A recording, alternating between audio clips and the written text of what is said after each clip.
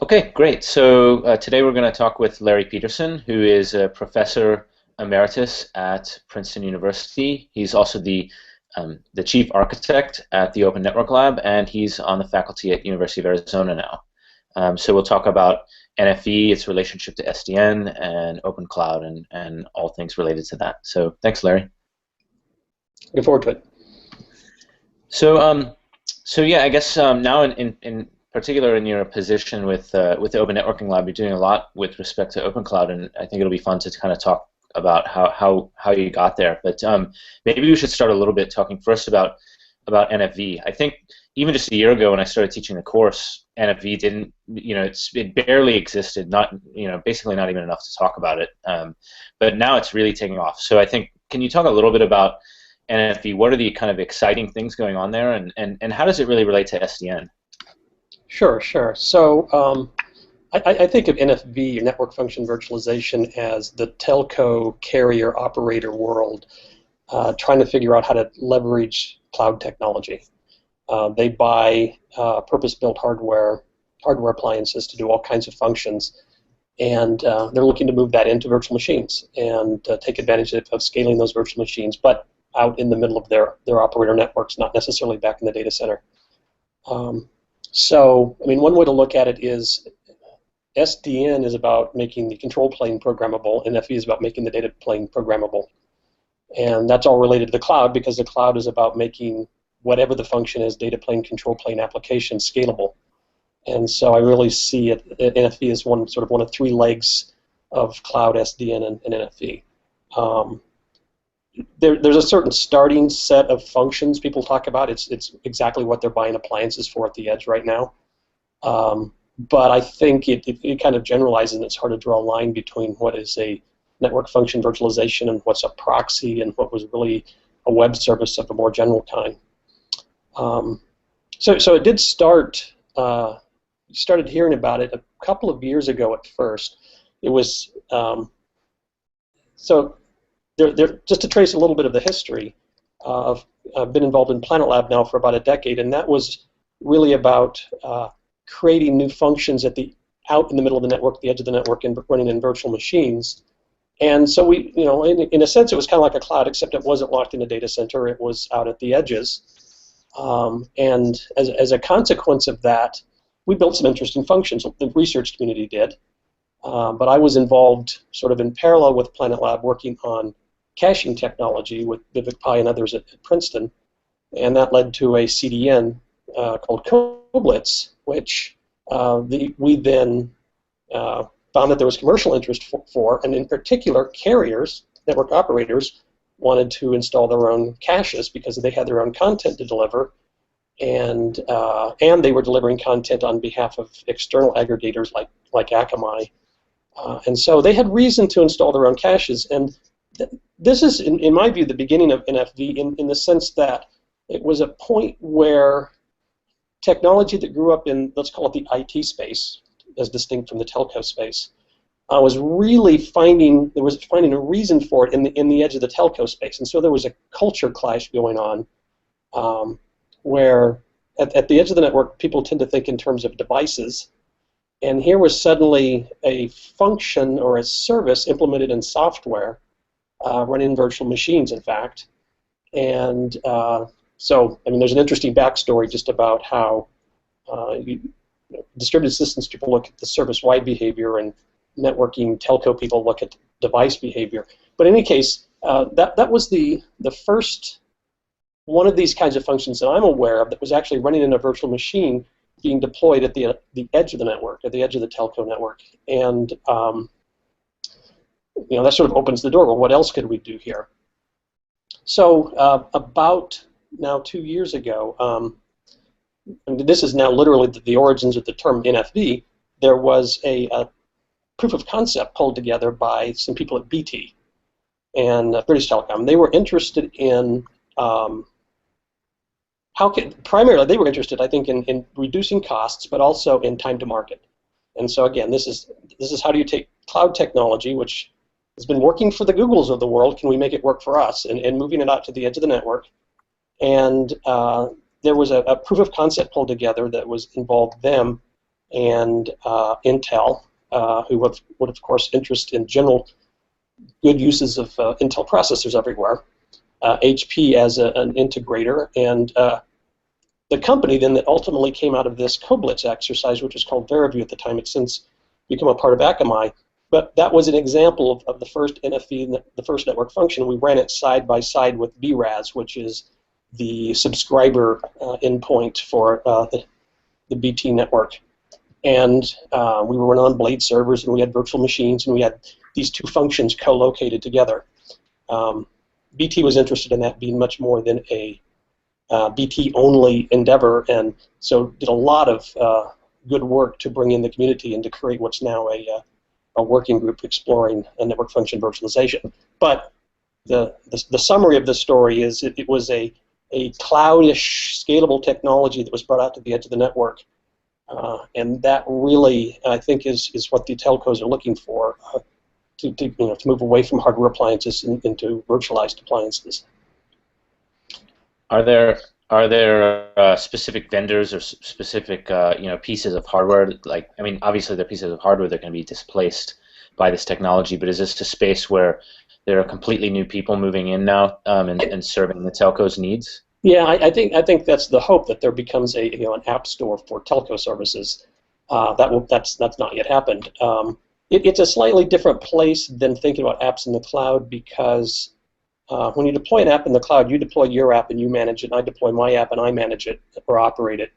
In the telco space, the telco is the operator. They operate the services. So they want to pick up third-party services, deploy them, and then operate them. And then they, of course, don't want stovepiped operations, because that's not going to scale very well. So they're looking for a way to integrate. And so integration still becomes a pretty important thing here. And so the obvious players are building service orchestration mechanisms that sort of, that will become, the Android or the iOS equivalent at some point. But what's happening is that the current hardware vendors, and now, not necessarily talking about the Ciscos and Junipers, but you get to people that build firewalls and deep packet inspection and more narrowly defined functions. They're all under pressure, I think, to redo the licensing so that you can license the software for them. And they're all making that move right now, I think. So it seems to me like, I mean, I guess I'd always sort of thought about NFV in terms of just sort of like middle box orchestration more generally. I'd never really realized that it's actually just, I mean, at least as you're describing it, a pretty telco centric kind of view. Do you think it's more broad than that, or do you think that's just where the origins lie? Well, yeah, I think that's the origin, and I don't think that's where the telcos will stop. I think that's where they're starting, and to me, even a narrow definition of middle box and these network functions at the edge are still pretty similar. One's a little bit more enterprise-oriented, maybe one's more consumer residential-oriented, but they're still of the same sort as I see it. I think where you start to do something more importantly different is when you start blurring the line between these things at the edge of the network and what's back in the data center. And now you start throwing into the mix all of the services you might find at Amazon or Google, and a not clear demarcation point between what is the over-the-top service offered from the data center that goes over the carrier's network versus what is more deeply integrated and embedded in the carrier's network. And it's clearly yet to be seen that the telcos are going to compete with the cloud providers, but I think because of their footprint, they have an opportunity to do something interesting there. Yeah, I mean, that seems like a really interesting tug of war. I guess having focused mainly on networking myself, I sort of pay attention to the current tug of war that's going on with performance and provisioning as far as what's between the cloud providers and the carriers. But I hadn't realized that there was also this tug of war going on with like who should basically own or control different services in the network. I could see one particular example there being like video transcoding. I mean, is that a real example? I mean, like I think video is yeah. Yeah, video is clearly one of the driving. I mean, you could go back to the caching story, which is it's video that led to the need for caching, which led to putting these virtual machines at the edge of the network in the first place. So that is certainly one of the drivers. And you know, I obviously can't speak for the carriers. I'm just saying that there is an opportunity. So moving into the technical realm a little bit from the where the market's going.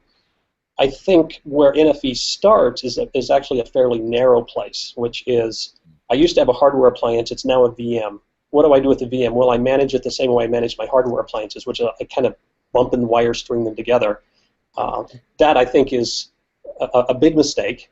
If you want to really take advantage of the cloud, then you need to think about scalability, and you don't scale bump in the wire quite the way that they're thinking about it. It's not. It shouldn't be, we're virtualizing a function and now I've got one of them I string together linearly. Each one of those functions is in fact itself a scalable service. And so now it becomes about service composition. Each service independently scales to 1 to 1,000 virtual machines. Those virtual machines, some of them are located at the edge of the network and some of them are back in the data center depending on exactly how they're participating in the function. And these services interact with each other, and that interaction is itself much more complicated than a linear service stream or function streaming or whatever they want it. Service streaming, I guess it's called, or chaining. Right. Yeah, I keep hearing this term too, service chaining. Right. That's another thing that's sort of like come up recently, I guess, in the past year or two. And I think service chaining is the metaphor that you use when you still are truly embedded in the hardware world and you haven't yet fully come to grips with the fact that these functions are running in the cloud. And so you think that the right way to think about it is not like a linear chaining of services, but like thinking about different ways to compose or different ways to sort of right. So like service composition I think is where this takes you, and there will be some cases that it's fairly linear or sequential, but you move up the stack an inch, and the interactions become much more complicated. It's not just packet in, packet out. I'm doing DNS requests and I'm getting responses back. I'm doing HTTP requests, some of which are cached, some of which are forwarded on. I go to a database to look up some metadata. I mean, it's a lot of interaction between these various, and I'm going to call them services instead of functions because that, and by that I'm just implying that it's the function scaled in some number of virtual machines. And then once you do that, it's not just, and this will bring it back to SDN, it's not just about the virtual machines running the function, it's about how they're connected together in the network.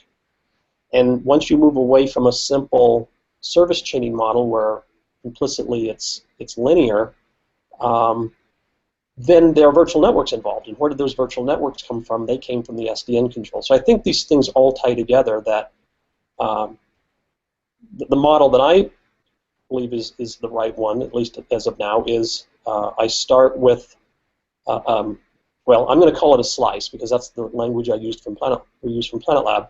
But a slice on Planetlab was just a set of virtual machines, and oh, coincidentally, they were connected by the internet. Now, a slice is a set of virtual machines and a set of one or more virtual networks. And by virtual network, I don't mean VPN, I mean the kind of virtual network I could get out of a network hypervisor. And why do I need more than one virtual network? Well, now that is actually really a critical part of what the operators need. If you go into the cloud, it might be sufficient to have a private network that my VMs talk to each other on, and a public interface that I talk to my clients on, or the subscribers to the service. But when you embed this function or the service in a telco, then there is a real strong desire for adhering to the principle of least privilege. And so they are very, very careful about this service can talk to that service, but it can't talk to this other one, and this particular service doesn't have a public-facing interface. And so now the virtual networks become a really critical tool in isolating functions, as is the case in a multi-tenant cloud. But you also need to allow these virtual networks to compose with each other in some way if service A is going to be able to talk to service B. And that's really, I think, the new requirement on SDN that comes out of this. And that composition is going to look different than extranets or whatever we had in the past, where there were sort of like VPNs with sort of limited connectivity between each other. You think it's like just a totally different set of functions that we're going to need? Well, I think the jury's still out a little bit on that, but first of all, they need to be composed. So by definition, virtual networks are isolated. Mm-hmm. Now, how do I let virtual machines on my virtual network talk to virtual machines on your virtual network if they need to talk to each other? Well, I mean, there are different approaches to this. You could declare there to be virtual networks that multiple services, VMs, share, sort of a common virtual network. Another possibility that I think is kind of intriguing is if you're implementing your virtual networks on top of a network hypervisor, and I'm using that term as a one of the layers in the SDN stack, then that hypervisor is aware of the existence of multiple virtual networks. If you sort of take a metaphor from virtual machine hypervisors, we sometimes talk about domain zero as the super user or extra privileged domain that sits adjacent to all the other virtual machines. Well, there's a domain zero equivalent in network hypervisor world, and one could use it to teleport from one virtual network to another. And the interesting thing is that's a real performance problem in server world because you get the trampoline effect. I jump up into domain zero, then I jump back down, and I got all these kernel crossings going on. But if your network hypervisor is implemented on top of the physical network and implements the virtual networks using OpenFlow, then it's a simple matter of getting the OpenFlow rules right so that data can move from one virtual network to another. So I've just gone down a bit of a rat hole there in terms of an implementation approach, but the takeaway is virtual networks are extremely powerful. I think they are going to be the cornerstone of composition between these services. We understand them to give us isolation. I think with a little work we can also use them as a very controlled way of interconnecting services and the slices they run in. And that, I think, is going to be a critical differentiator with how network functions are deployed throughout networks as opposed to what we're currently doing with virtual machines in the data center. Mm-hmm. Maybe I'm just ignorant of all the ways virtual machines are being configured in the data center, but I think there's a fundamentally different thing going on here because of composition. It seems like there's maybe space for sort of developing interesting ways to control like what kinds of information can move between one virtual network and another. I mean, we don't really have those kinds of primitives exactly. That's right. Yeah. Right. I mean, that seems like a really interesting sort of security problem or something. Right. And now, right, so there are some really interesting research problems that come out of this. So I think the way that I'm thinking about it is I like the idea that services are first-class objects in my system. You mentioned OpenCloud, and that's kind of the cornerstone principle, is that everything as a service is the key idea there. And I want to be able to control my service, and I view the way my service interacts with your service, and certainly they're both being mapped onto the same underlying hardware. Our virtual machines may or may not be co-located. Our virtual networks may or may not flow through the same physical switches. But how you get that right is an optimization. There is an opportunity to do a nice job of specification, and then it's job of agents like this network hypervisor that will map that onto the physical machines and the physical networks. And that's where all the hard optimization problems will come in. I think the mistake a lot of people are doing is once you move away from drawing simple sequential bump in the wire service chaining, the next thing you do is you start drawing some completely impossible to parse diagrams with all the flows of packets between the virtual machines deployed in your network, and there's no way any human could get that right. I think you start with some simple abstractions like services run in slices. Slices are a set of virtual machines connected by virtual networks. There is a problem of virtual machine placement that's completely service specific. Is it at the edge? Is it at the data center? Is it both? And virtual network topology. Is a big switch? Is it a hierarchy? Might be appropriate for something like a CDN. And then as I start interacting with other services, I may have to accommodate that may pose performance behavior on me that I have to account for somehow and adjust. And there's the opportunity for some global optimization probably too. Yeah, it seems. I mean, I've thought about it a little bit myself. I just had a pretty tough time just getting my head around some of the optimization problems. It seems like, I mean, you brought up several things. I mean, one is sort of security related, where who should be able to talk to whom and in what scenarios and for what flows. But I think another thing you mentioned is sort of things that relate to traffic load, right? I mean, you could take sort of a simple load balancer example and you say, okay, well, should I have these devices like closer to the middle of the network, or should I move them? Should I have sort of more lightweight ones closer to the edge? And there's a load question there. Another one that I've heard that come up is, firewall placement, right? Like, or other kinds of middle box placement where, okay, well, if you move it close to the core, you've got to put more rules. If you move it close to the edge, you can do other things, and that has implications for maintenance. And go ahead. I mean, whatever you say about you actually raised two very interesting examples that I think throw a really interesting angle on this problem, which is load balancing and firewalls. Right? It turns out that in different ways you can implement those in open flow controlled switches. So suddenly there's another element here, which is you've got the virtual networks, you've got the virtual machines, and you've got the controllers of the virtual networks.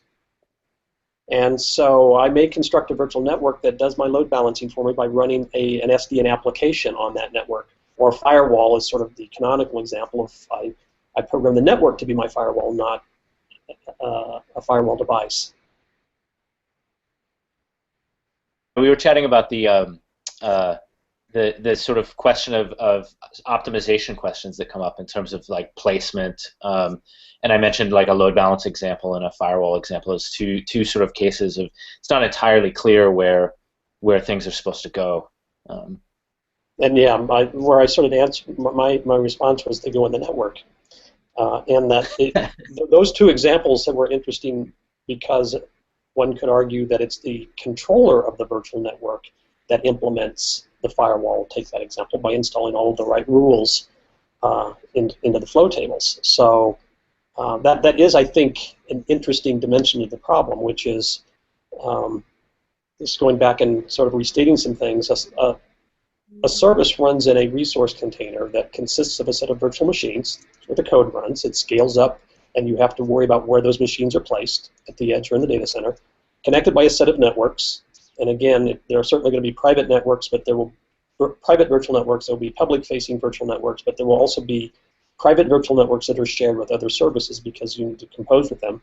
But each of those virtual networks is itself, ideally, a controlled programmable network, completely in the sense of SDN. So there could be a controller.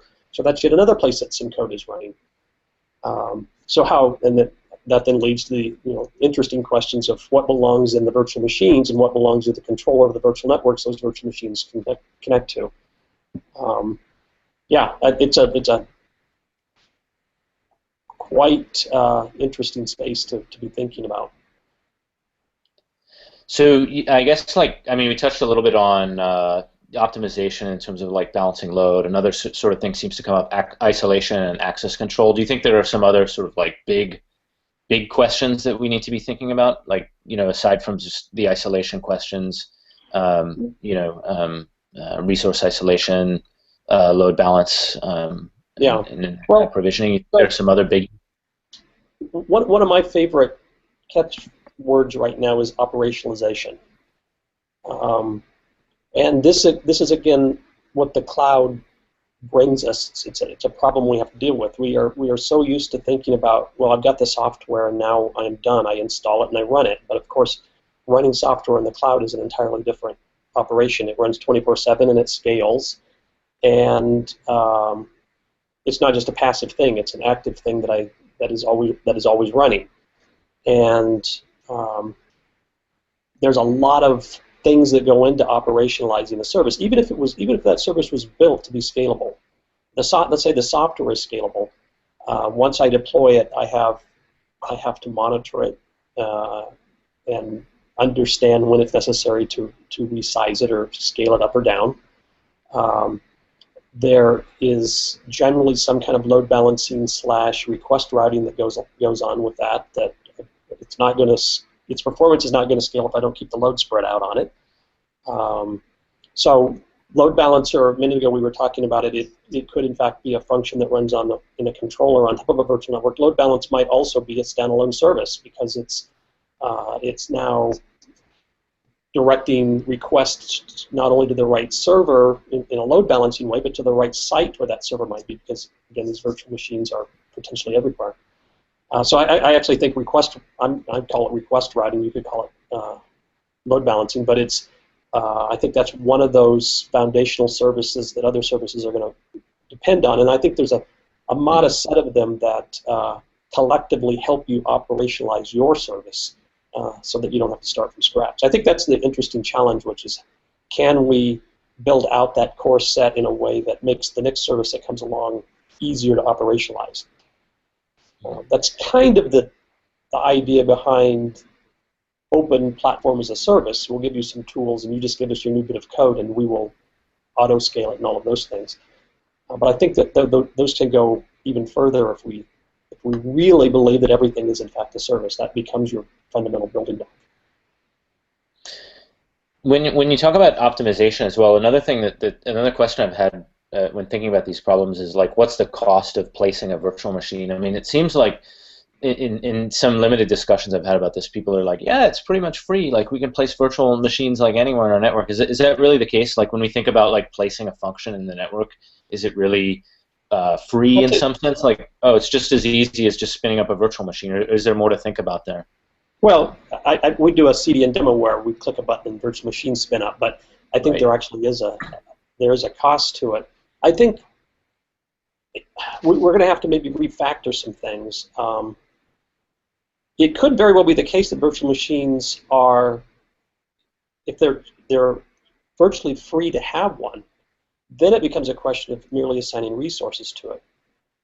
And that was kind of a model that we had from Planetlab that I still like, but it's actually a fair bit different than the way a lot of cloud systems are built today. And I'm most familiar with OpenStack, where you spin up a KVM virtual machine and you've said how many resources it has, and that's how many it has. And you don't suddenly change that without tearing it down and standing up another one. In my view, virtual machines should be, and their existence should be decoupled from the resources that are assigned to them, but that's a refactoring that will have to happen. If that were the case, then I think you probably, it's not so costly to have potential virtual machines just waiting for you to do resource assignment to them. Right, and then it's just a question of like, how many resources do you allocate to that particular virtual? Yeah. It becomes it entirely then becomes a resource allocation problem, which ought to be something that can be done at a very pretty low overhead. You mentioned a couple things there, like in the answer to that I wanted to just briefly kind of like touch on. You mentioned sort of your work with Planetlab and also OpenStack. So I had a couple questions there. One is sort of like, what's the relation? I mean, how did you come to working on this from Planetlab? And then the other is like, what's the relationship of OpenStack to NFV, and also like in particular what you're working on now with OpenCloud? Maybe what is OpenCloud? Yeah. All right. So yeah, I could going back into the past a long ways. I've always, going way back to when I was thinking about working on the X kernel, it was always sort of the intersection of communication and computation. It's always found to be an interesting problem. And X kernel-like work, we did a system called Scout, kind of took us in the direction that eventually meshed with active networks, and that was still about the same thing. But the disconnect between that work and Planetlab a little bit was very much influenced by I believe it was a CTSB report, a written National Research Council report written back towards the beginning of Planetlab. I'd have to go dig up the exact citation, but it was drawing on the inventor's dilemma and disruptive technology. And when applied to the internet, which at that time we started running around saying the internet's ossifying, the answer was overlays. And so that was sort of that is the right bit of leverage. Let's just build overlays.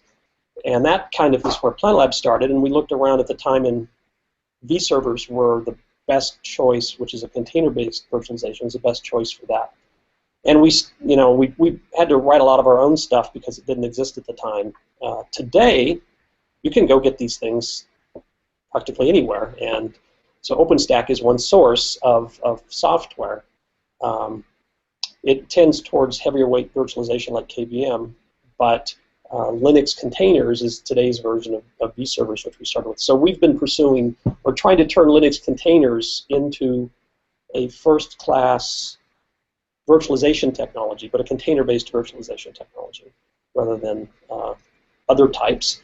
And in answer to the earlier question about how cheap is it to start up a virtual machine, if it's a container-based virtual machine, it's a very inexpensive thing, and the overhead for having it and keeping it around is very low. So I think containers are a really important part of the ecosystem.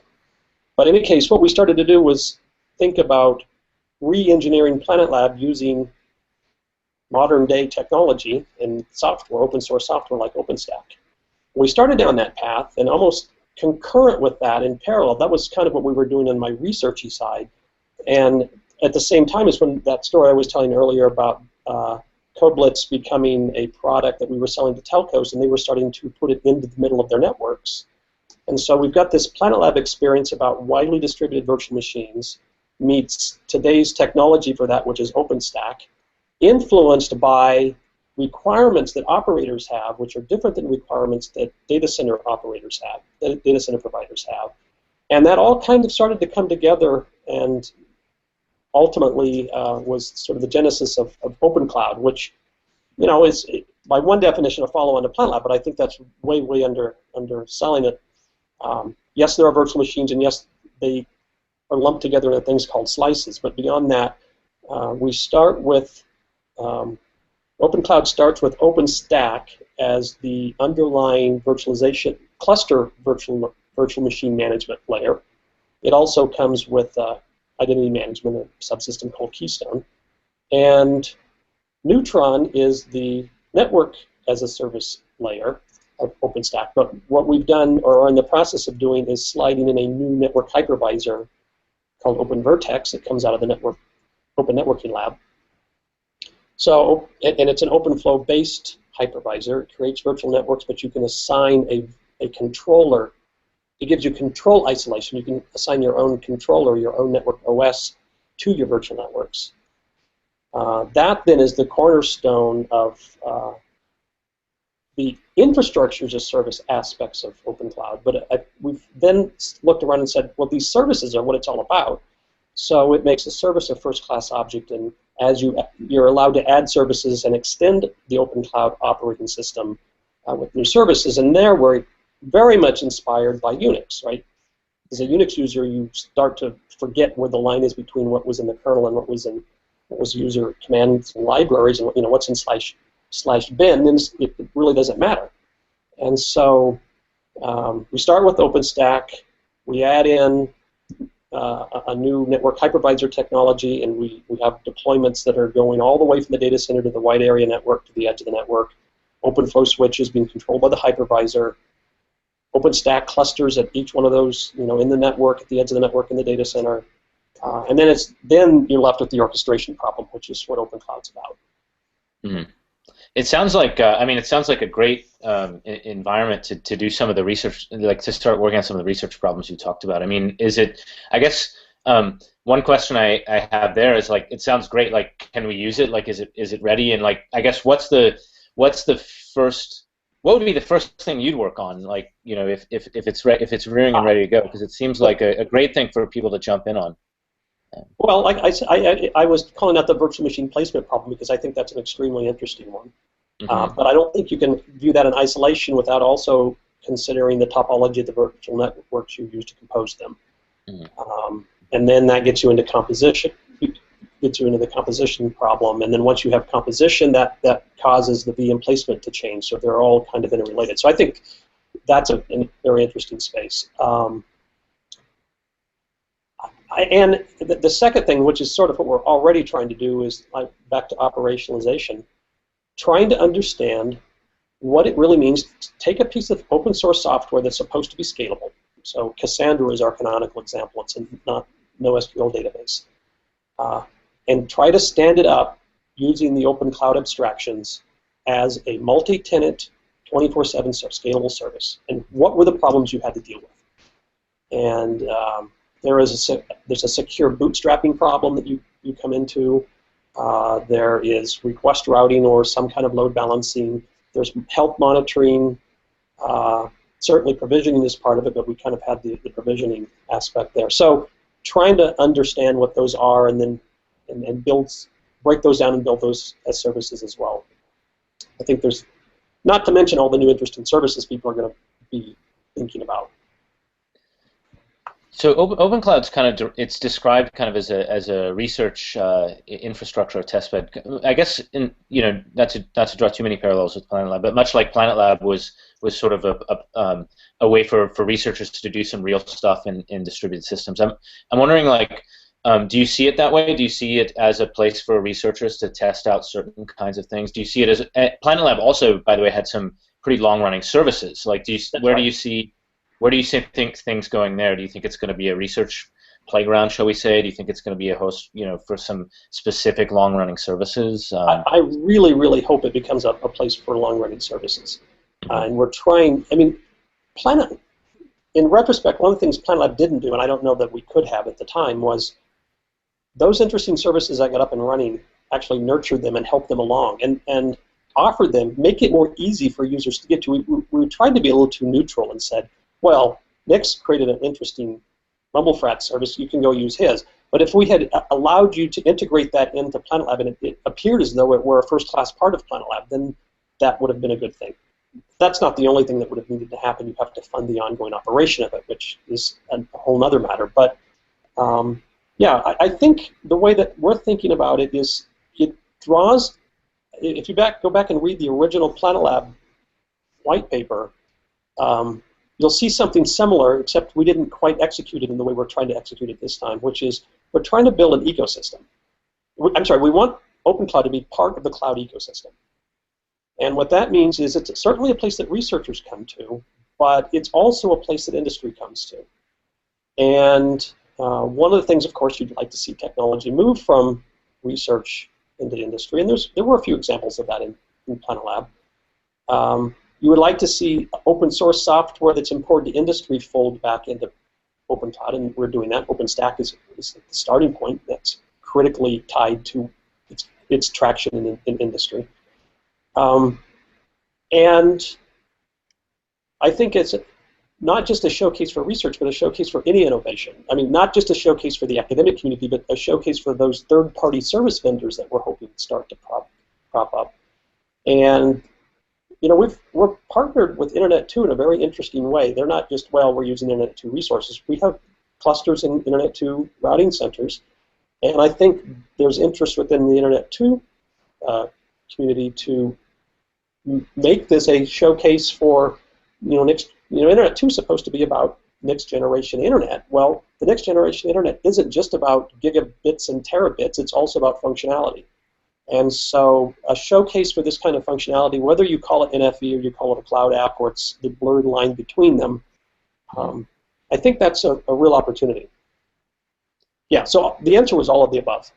Yeah, that seems interesting. I guess one theme that seems to be coming up a lot, like as I sort of do this course for the second time this year, one of the biggest things that comes up as a theme, like whether we're talking about things like NFV or things like Open Daylight or other things in this space, is that it's certainly becoming clear that like when people talk about SDN, it's certainly more than just OpenFlow, but it's also maybe more than just N, right? In the sense that like it's more than just programming switches. So I guess maybe like to a good place to wrap things up might be to talk about like where do you see this whole how do you see this whole area kind of like shaping SDN? Because it seems like SDN as we knew it several years ago is much broader than what it once.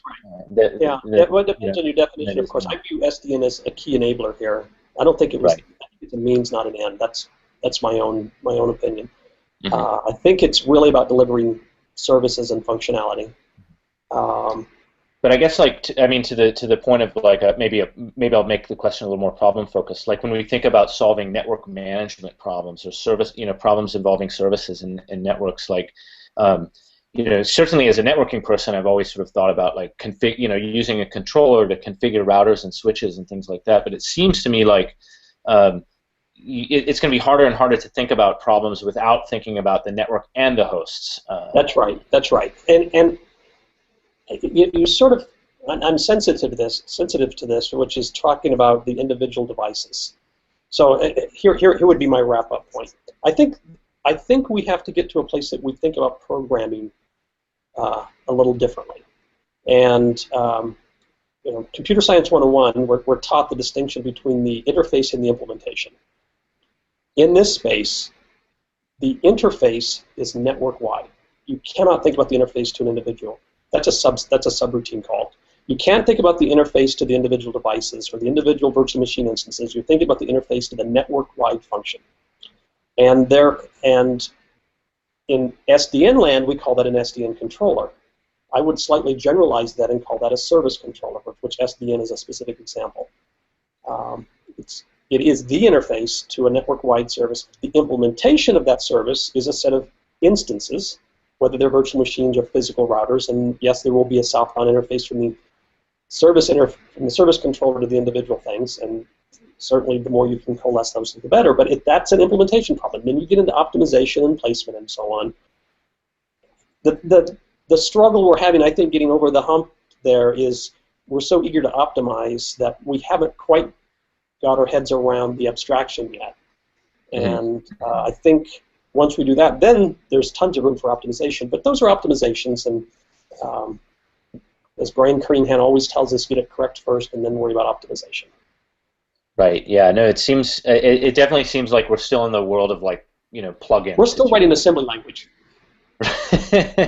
Right. Like here's the plugin to control the network switches, and here's the plugin to sort of spin up VMs, but there's no kind of, as you put it, like a network-wide abstraction for services, and that's what we should be doing. Yeah. I mean, this is way oversimplistic, but we understand modular programming as a way to control complexity.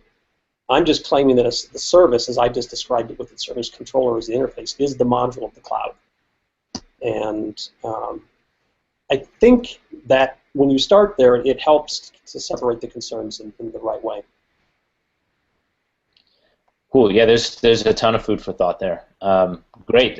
Thanks a lot for your time. I had a whole list of questions, and I think we just we danced all over. Took off the tip of the iceberg. I think in this area, it's probably going to be a lot more to talk about, in the future as well. So this is great. Thanks a lot. Yep. You're welcome. Enjoyed it.